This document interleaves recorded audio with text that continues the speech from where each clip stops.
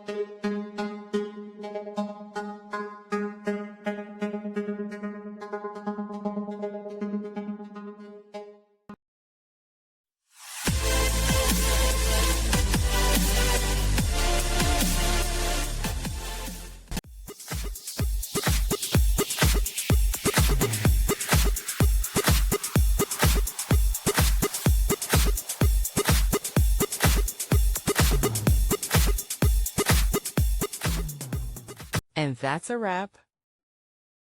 I hope you found the answer you were looking for. If you did, take a second to hit that subscribe button. It really helps out. And let me know in the comments which solution worked best for you. See you next time in the debug zone.